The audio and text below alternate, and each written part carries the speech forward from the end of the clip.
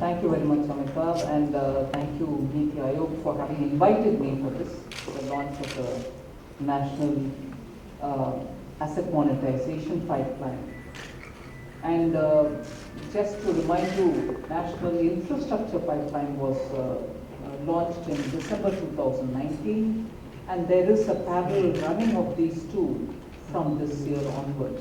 So this is going to be coterminous with the infrastructure pipeline, is a point which Amitabh made, and I think that really gives you the timeline and the framework and how infrastructure related, both brownfield and greenfield things are going to happen simultaneously. But the first thing to start with is the budget that we presented in February 2021 was clearly something which was prepared in the light of the pandemic-affected economy. 2020, you saw the rapid changes that had happened. We had to lock down the economy because at that time we did not even have PPE kits. Then, of course, ramping up of capacities and production, all that happened. But nevertheless, the economy did have a serious challenge, but we didn't allow the challenge to remain there. We took it as an opportunity, and in order to make sure that the economy gets the necessary support from us, from the government, we clearly identified as infrastructure being the central pillar through which, if public expenditure happens, you're able to be sure that the revival will be clearly predictable, and also it will have immediate spillover effective, the spillover effect, which itself can create that cycle of demand. So it was very clear that public expenditure in infrastructure will have to be really increased, and also continuously have kept monitoring. So the target which will have to be achieved, in spite of the second wave, we've been monitoring all the departments and also the public sector undertakings. They are ramping up, and I'm glad to say that they are, in spite of the second wave, they tried keeping their best, and it is going on. I shall be monitoring it further. But what the asset monetization pipeline does today is to take this entire thing to the next phase, where you're looking at the public-private partnership. You're also making sure, and here, let me first of all underline, Amitabh did say it during his presentation, and Rajiv Kumar ji also has mentioned, there's no land here. This entire pipeline, national monetization pipeline, is talking about brownfield assets, where investment has already been made, where there is a completed asset, which is either languishing, or which is remaining not fully monetized, or which is remaining underutilized. So by bringing in the private participation into this, you're going to be able to monetize it better, and with whatever resource that you're having obtained through the monetization, you're able to put in further investment into infrastructure building. So first of all, for those who have this question in your mind, which means, are we selling away the lands? No, this infrastructure, national monetization pipeline is talking about brownfield assets, which need to be better monetized. And more importantly, I want to show you again a slide which Amitabh showed, and which has been very clearly emphasized by Rajiv Kumarji, that ownership of assets remains with the government. That was a slide shown, and they're showing it here. The ownership remains of those assets with the government, and there will be a mandatory hand back. They'll have to give back after a certain time. So let there not be any confusion, oh, this government is selling away. No, these are assets, brownfield, which will be still with the ownership of the government. And the second most important point here is that the contractual partnerships which we will enter in executing this monetization pipeline will be with full KPIs and performance standards ensured. So the KPIs and performance standards will have to be complied with for getting through the monetization pipeline. So they're all de-risked assets, no doubt, and the value from the consideration and the private investment which will come into maintaining it, optimally utilizing it, putting it for a larger cost, all this will generate greater value and it will unlock resources for the economy, which is what we want. The economy needs more resources. The economy wants that kind of a liquidity, that kind of a value unlocking with which we can move forward. So we'll have to understand that this is a transition. You're bringing in greater innovative ways of private participation. Examples were given of InvITs, which are being very popularly used by the highways, National Highways Authority. Power Grid Corporation, for instance, has also used the InvIT rates model, and as a result, they were able to raise more than 7,000 crores. So I think it's important that India recognizes that time has come for making the most out of our assets, and in this pipeline, we've listed that out so that they can be better monetized. How do you think this is going to work out? How is the government confident that this is going to work out? And really, for it to work out, have we done enough work? I would like to draw your attention. I'm sure all of you are aware, but in this context, it is necessary for us to draw to some facts which have happened in the last 7 years. There's been a consistency in policy, and the regulatory support has also been periodically reviewed by the Prime Minister himself to make sure, in the name of ease of living, in the name of ease of doing business, we are making sure that the regulatory support is also consistent. Enabling frameworks have been put in place. So therefore, I think this proactive trust which is being given for monetization will really find the right kind of ecosystem with which we can meaningfully monetize our assets. In this, without me getting into too much of detail, because I'm also talking about how this policy is very much in line with what we have said in the budget. I want to draw your attention. You would remember, even through Corona, even through the pandemic, we had given nearly 12,000 crores to the states as interest-free 50-year loans. So this was given for the states to choose the project that they want to do in infrastructure, and that 12,000, I'm happy to say 11,900 has already gone to the states, which means there is clearly a demand in the states for spending on infrastructure. So last year's 12,000 crore was divided as 2,500 crores to the northeastern states and hill states. Then about 7,500 crores was given to all other states. About 2,000 crores was given to states, subject to some conditions that they fulfill those reformatory steps that we had taken. Only 2,000 of the 12,000 was tied to performance and reforms steps which they had to take. And even in that, when states have fulfilled the reforms which we set as a precondition, most states have adhered and taken the money. That is why, of the 12,000 crores, 11,900 has already been given to the states. I am underlining the point that this monetization pipeline is coming at a time when states are also keen to move forward, and therefore we have come. Amitabh did explain that up to 5,000 crores for this year. I spoke about 12,000 crores for last year. For this year, Amitabh did highlight that about 5,000 crores of financial assistance is already budgeted in this year's budget, again as a 50-year loan to the states, interest-free. But I want you to understand that there are three dimensions or three different silos under which support is going to be given to the states.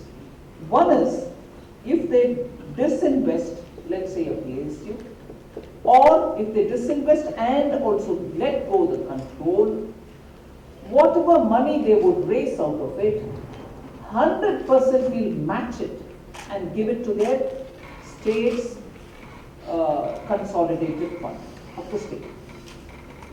There are three ways in which we are supporting monetization by the states. This year's money for interest-free amount is given to the states. One scheme is if the states come out with a PSU disinvestment plan, and if they disinvest it completely giving away control, the money that they raise, we will give 100% matching amount into their state's consolidated fund. That is one way. The second way is if they list, instead of privatizing, if they just list the company, a state-held public sector undertaking, if they just bring it to the markets and list, and the money realized through that listing, we will match 50% of it. Whatever they realize by the listing, whatever amount they would raise, we will match it by giving the states 50% of that. That's a second proposition.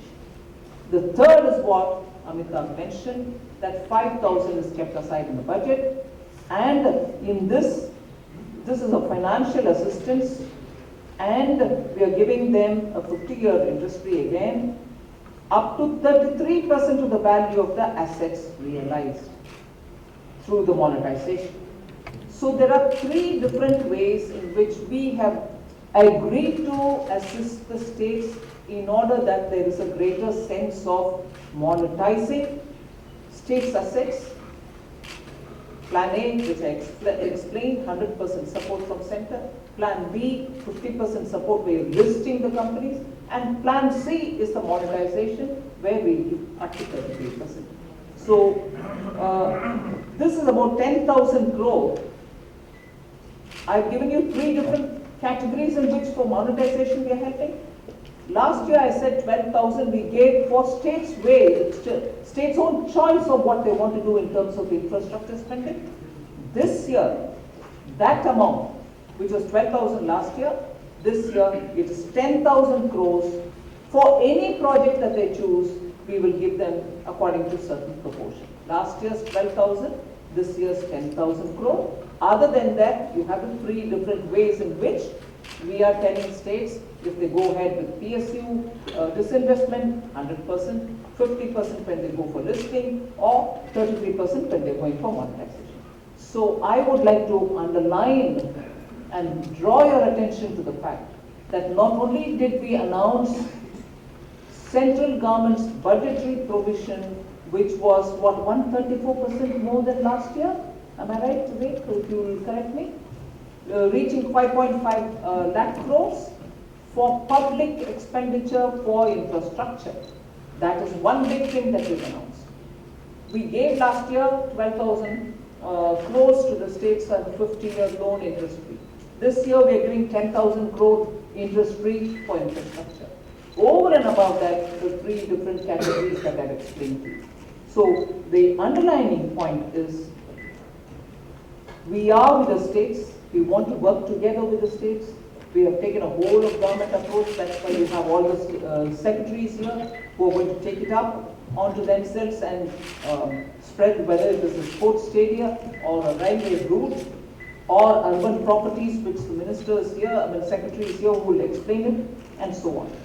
So the central ministries and asset owning entities now only need to be geared up towards taking this initiative forward and proactively working with all of us for actively implementing the national monetization pipeline and achieve yearly targets. This is for the next 4 years, but every year we need to go ahead achieving the targets so that the impetus that the economy needs now, particularly coming out of the pandemic, will be getting full gear support from all of us. So thank you very much, Niti Aayog, for having given me this opportunity.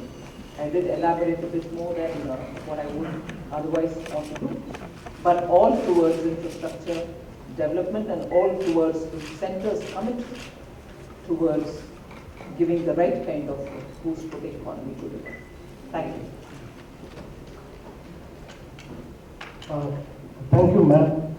Thank you for this very detailed address because it's clarified a number of issues. And we are all here, all the secretaries are here who have jointly prepared this plan. If there's any question answer, we'll be very happy to discuss. Yeah, 105. Sir, I'm Ruchi Bhatia from ET now. I just wanted to understand, since you said that execution is going to be key and various steps will be undertaken to ensure that we are able to execute in time, what do you mean by hand-holding? Who will be hand-holding? And how will you ensure that some of the assets are sold in a time-bound manner? So how, if you can explain on these issues. So each ministry has an annual target. These will be constantly reviewed at the level of, there's a monitoring dashboard which was announced by the Honorable Finance Minister in a budget speech, which will be made operational straight away. In addition to that, on behalf of NITI Aayog, we have a set of transaction advisors so as to cut delays. If any ministry requires any hand-holding, we have a PPP cell. The Ministry of Finance, Department of Economic Affairs looks after all agreements. We all work together. So we are here to handhold any ministry, any support that they will need. And we'll constantly review at the level of Cabinet Secretary, at the level, I've given you the time schedule in the last listing, that once in 3 months it will be reviewed by the Finance Minister herself. We will make sure that this is delivered on ground. Number 10. Good evening, everyone. I'm from KBG TV 18. Would like to ask first that what's the target of the first year in terms of the asset monetization pipeline? Also, how much of the Gati plan announced by the Prime Minister on August 15 or overall with the NIT? Is this a fresh 100 lakh crore? Because it has been mentioned very clearly that this is in sync with the NIT, four terminals with the National Infrastructure Pipeline also, so we'd like to understand on that. And so last but not the least, like on this hand-holding thing, so basically they are monetizing but not selling. So why would people be interested in coming into the market and participating in the private sector? We'll explain that. So firstly, you've seen a very good response to the power grid through the InvITs model. There is 7,700 crore, excellent response. Secondly, we had the roads, which has been doing this TOT model on a regular basis, and I spelled out various models. One of the good things which has been done in the finance bill was liberalizing for InvITs and REITs, and that enables the people or there are investors, but it also allows the people, it's like a mutual fund investment into the infrastructure, and that allows the people of India to invest in infrastructure. So there's a huge liquidity right now. We've seen this in recent times that if we are able to put well-structured infrastructure projects in the market, there will be a very good response. We had done this with airports some time back. We got a very, very good response. Mr. Kharola, Secretary Civil Aviation, had driven it. We had a very good response. And we are very confident that we'll be very, very successful in this. This amounts to about 6 lakh crore, which is about roughly 14% of the national infrastructure pipeline. And we are very confident that we'll deliver this. This year's outlay, broadly on an average, is 1.5 lakh crore every year. This year, it's about 88 lakh crore.